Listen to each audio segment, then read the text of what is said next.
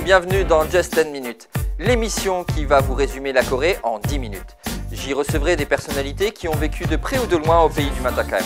Nous parlerons de leur travail, de leurs actualités, mais aussi de leur amour.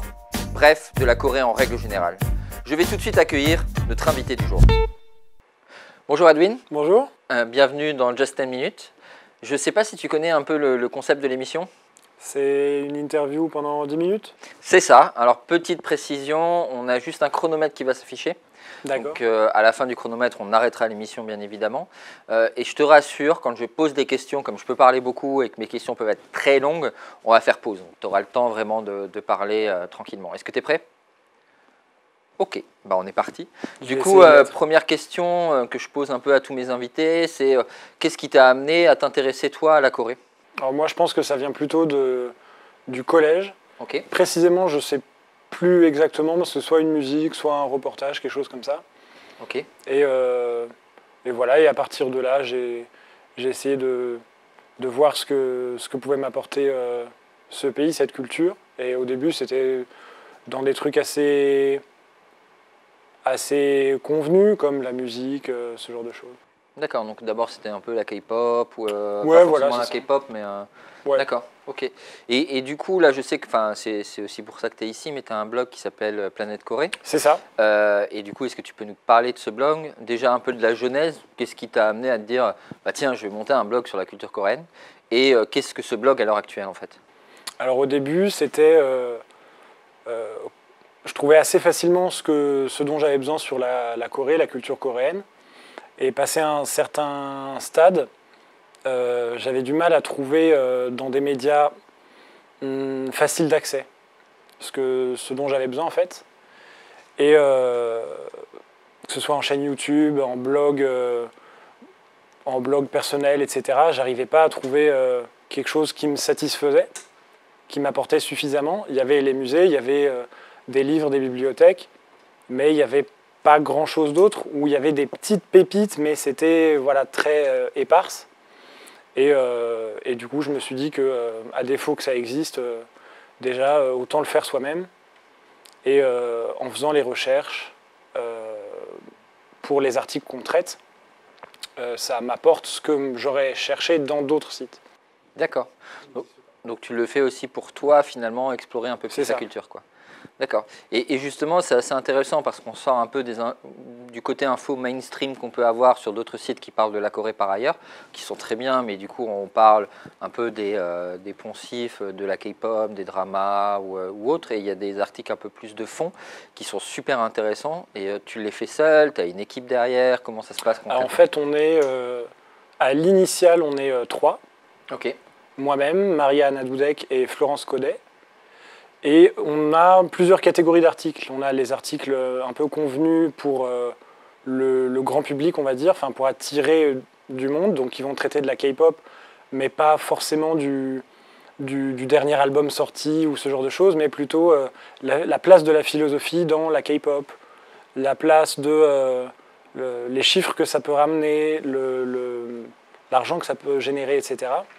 Après, on a des articles un petit peu plus longs, mais essayer d'épurer et de simplifier au maximum, avec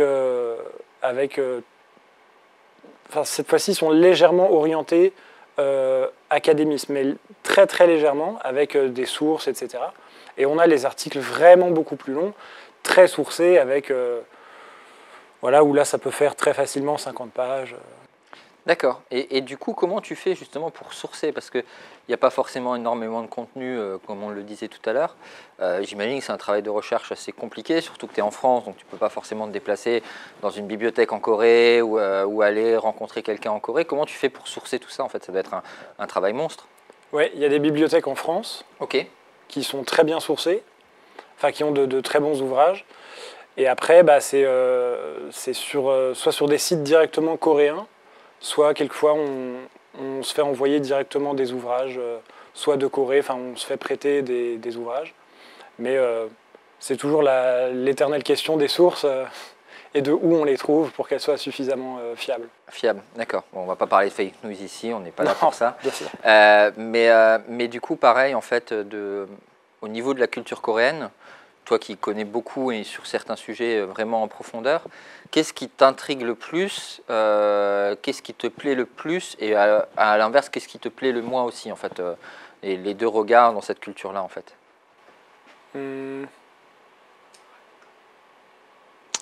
J'aime beaucoup le côté... il y a un côté assez paradoxal dans la culture coréenne qui me plaît énormément, qui est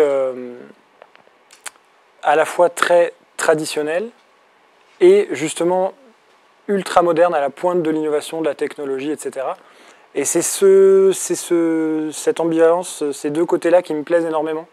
C'est comment on peut être et à la pointe avec des boîtes comme Samsung, LG, Kia, etc. Et autant centré sur ses traditions et ses valeurs initiales. Ok.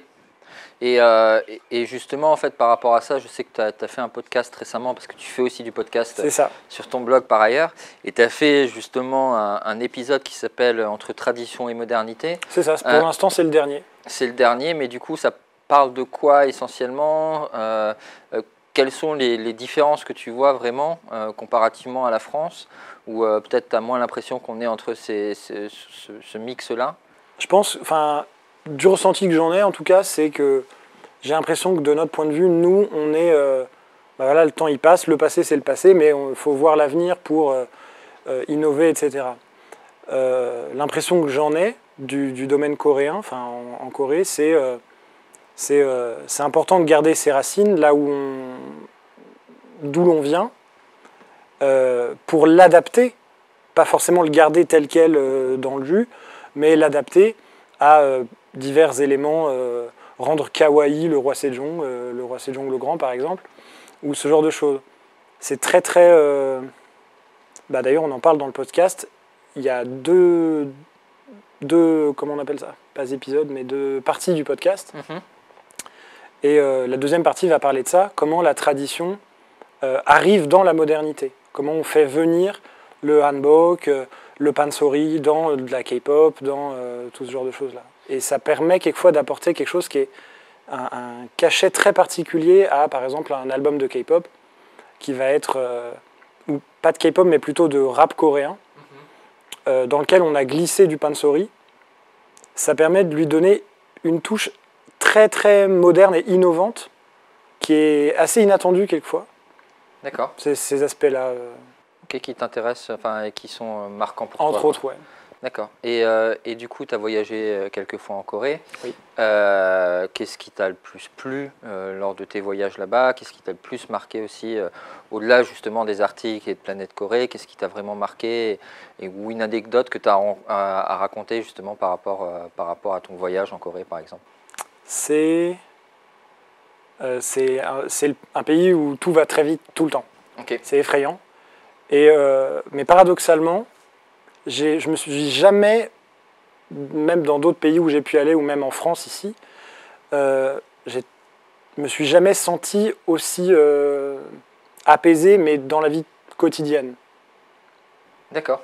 Je sais pas, en me rendant, je prenais des cours là-bas. Okay. J'étais pas spécialement plus stressé que ça, même si tout allait vite partout. Voilà, enfin, il y a une espèce de, je sais pas si on peut dire de paix, mais d'apaisement quotidien. J'ai l'impression. C'est le ressenti que j'en ai eu. Pas à Paris ou en France. Ce que j'ai eu du mal à trouver ailleurs. D'accord. Ok. Et tu penses que c'est dû à quoi en fait? Je sais pas. Je sais pas du tout. Non, non. Je sais pas encore. Peut-être qu'en y allant plus, en approfondissant plus. Le sujet, je trouverai, mais pour l'instant, je ne sais pas. Ouais, pour l'instant, ce sera peut-être une raison d'un futur voyage. Et par rapport à ça, justement, est-ce que tu as, comme tu commences à de plus en plus connaître la Corée, est-ce que tu aurais comme projet de t'installer là-bas, d'y vivre, ou de laisser ça comme une passion, en fait Pour l'instant, non. D'accord. Après, je dis pas non, d'ici quelques années, pourquoi pas. Ça pourrait me permettre d'accéder à des nouvelles sources, à plus de contenu en coréen.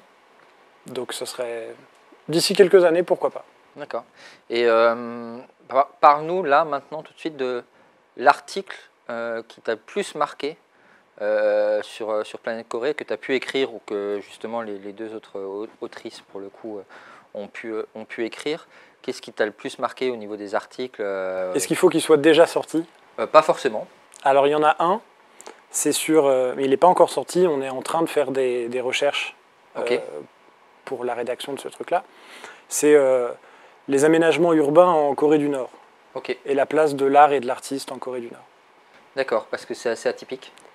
C'est complètement différent de ce que nous, on connaît chez nous.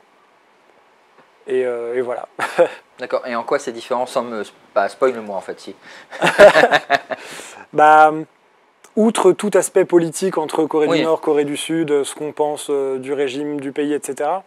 Mais l'artiste a une place centrale en Corée du Nord. C'est vraiment lui qui est le plus mis en avant. Notamment, quand on regarde le métro à Pyongyang, c'est des maîtres de fresques linéaires ou des mosaïques, etc. Nous, on a de la pub. Ouais. Donc ça remet bien en perspective les deux sociétés, les deux modèles de société. Alors ça, c'est une des choses intéressantes. Nous, on a eu Le Corbusier, avec des tentatives comme ça qui ont plus ou moins eu de succès. Ils ont adopté la ville verticale comme aménagement urbain. Ok. Donc Pyongyang est sous ce modèle-là, par exemple. Sous le modèle du Corbusier, quoi, du coup. Sous la ville verticale. Ok, c'est marrant. Donc c'est des très grandes tours et beaucoup d'espace vert autour des tours. C'est pas on rase tout, on bétonne et on construit et après peut-être on met un ou deux pots de fleurs. Là-bas c'est l'inverse. Et finalement, outre la considération politique, du coup c'est aussi un peu entre tradition et modernité, quoi. De là aussi, oui. Ils sont très attachés à ça. Là où la Corée du Sud va davantage, essayer d'angliciser le coréen. La Corée du Nord, c'est l'inverse. Elle enlève tout l'anglais, tout le japonais, elle essaye d'épurer, entre guillemets, la langue au maximum pour la rendre le plus coréen possible. D'accord, oui, bon, ça on le sait, après c'est pour des l'idéologie. Des considérations un petit peu politiques. D'accord. Bah c'est super intéressant effectivement de voir aussi ce mix-là. Et toute dernière question, parce que là tu parles de Corée du Nord, mais comment tu fais pour trouver des sources par rapport à la Corée du Nord? Je sais que je t'ai déjà posé la question, mais là ça me marque encore plus, c'est qu'en fait ça me semble assez complexe, quoi. Il y a des travaux de fond, ça te prend combien de temps justement de faire Pour la Corée du Nord, c'est super long. C'est beaucoup plus long que n'importe quel autre article qu'on peut faire. Ouais. C'est pour ça que malheureusement on en parle peu. On aimerait en faire plus, mais comme on n'est pas encore à plein temps sur le site, on a des impératifs à côté, etc. Ouais. C'est notamment pour ça que... D'accord. Ok. Et du coup... Après, on a... Pardon, je te coupe. Après, on a aussi on essaie de se renseigner auprès d'experts, comme Juliette Morio, comme des personnes qui sont déjà très très compétentes dans ce milieu-là, comme ça peut être facilement un terrain glissant. Ouais. On essaye de... Oui, l'idée, c'est pas que ce soit forcément politisé, quoi. C'est vraiment... C'est même carrément de ne pas le politiser. D'accord. Et tu n'as jamais eu envie de faire des articles plus mainstream sur de la K-pop ou du drama ou autre? Ah bah ça rapporterait du clic, mais nous, on est après le clic. On essaye d'être après le clic. D'accord. Il y a la K-pop, le drama, par là où tout le monde rentre, dans la Corée, si je puis dire. Et il y a... généralement, après, il y a quoi? Est-ce que tu t'arrêtes à la K-pop et c'est cool? Ou est-ce que tu essayes de voir ce qu'il y a derrière? Eh ben, on essaye d'être ce derrière-là. D'accord, ok. Ben, on est arrivé du coup à la fin de l'émission. C'est allé rapidement et assez vite. Du coup, comme d'habitude, je ne sais pas si tu as une recommandation à donner à nos spectateurs justement qui nous suivent par rapport à un voyage en Corée ou justement à l'approfondissement de cette culture coréenne ou aux personnes qui souhaitent vivre en Corée, si tu as une recommandation et que tu peux regarder la caméra du coup. Une recommandation par rapport à des initiatives oui, voilà, autour de la Corée? S'ils souhaitent approfondir ou vivre en Corée, un conseil à leur donner? Bah, n'hésitez pas à aller écouter nos podcasts, parce que généralement, ils peuvent être plus approfondis sur certains sujets que nos articles. Et sur notre site, planetcorée.com, vous pouvez aller directement dans nos sources pour voir ce qu'elles peuvent elles-mêmes apporter de plus par rapport à ce que nous, on a pu écrire. Parce que ça peut arriver que quelquefois on choisisse de ne pas parler de X ou Y chose parce que ça ne traite pas spécifiquement du thème de l'article que nous on écrit. Mais ça peut être intéressant pour approfondir, d'explorer nos sources. Ben, merci Edwin, on est arrivé à la fin de cette émission-là. Ton parcours et tes réponses étaient super intéressantes. Merci encore d'être venu. Ben, merci à vous de m'avoir invité. Et merci aux spectateurs de nous avoir suivis et je vous dis à bientôt dans Just 10 minutes.